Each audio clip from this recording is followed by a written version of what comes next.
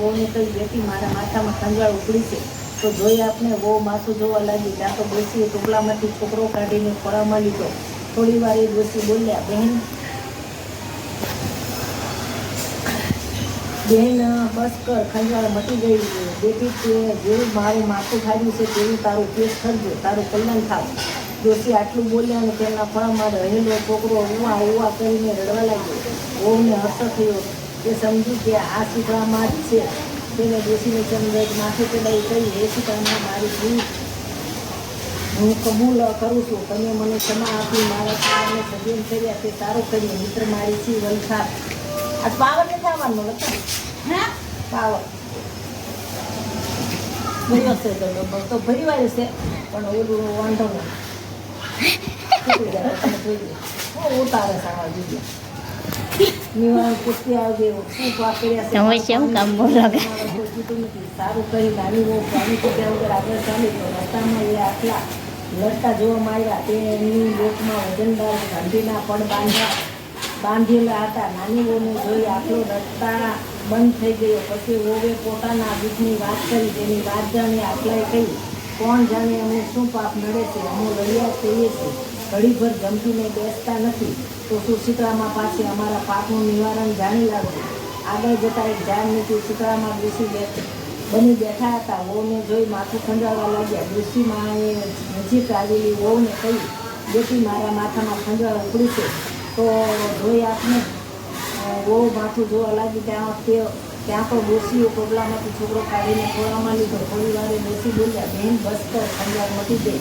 બેટી તેને જેવું મારું માથું ખાયું છે તેવું તારું પેટ ખરજો, ત્યાં તારું કલ્યાણ થાવ. ડોશીમાં આટલું બોલ્યા ને તેમના ખોળામાં રહેલો છોકરો ઉવા ઉવા વાંચ્યો.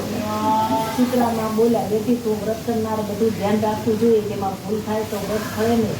હવે ભૂલ નહીં કરું. માં કહી. વહુએ તલાવડીના દુઃખની વાત કરી. શીતળામાં કહી, બેટી આગલા ભાવમાં એ બંને તલાવડીઓ સોચ્યો હતી અને બંને ઝેરીલી રોજ લડે.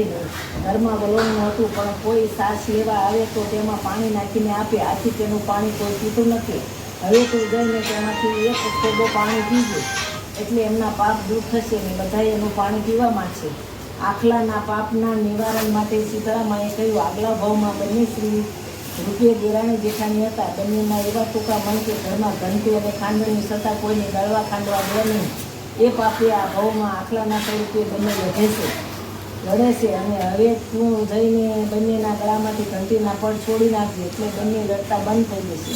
શીતળામાં આશીર્વાદ આપી અંતર ધ્યાન થયા. બહુ સજીવન થયેલા છોકરાને લઈને ઘર તરફ ચાલી નીકળી. રસ્તામાં તેને પહેલાં બે આખલા ગળામાંથી ઘંટીના પડ છોડી નાખ્યા, એટલે તેઓ લડતા બંધ થઈ ગયા.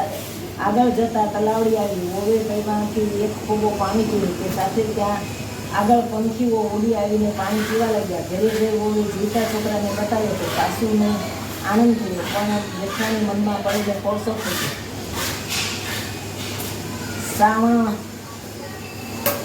શ્રાવણ માસ આવતા જેઠાણીના મનમાં થયું કે હું પણ દેરાણી શીતળામાના આશીર્વાદ લઉં.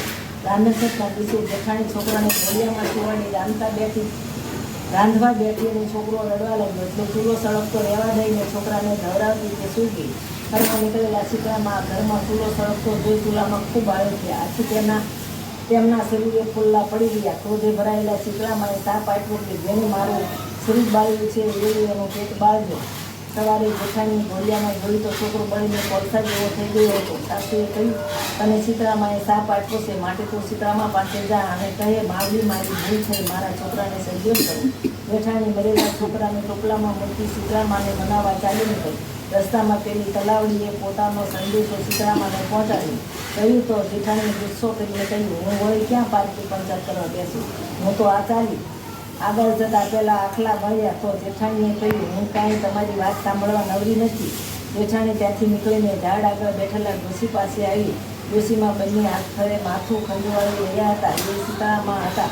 ડોશી કહે, બેન જરા મારું માથું જોઈ આપો ને, મને શાંતિ વળે.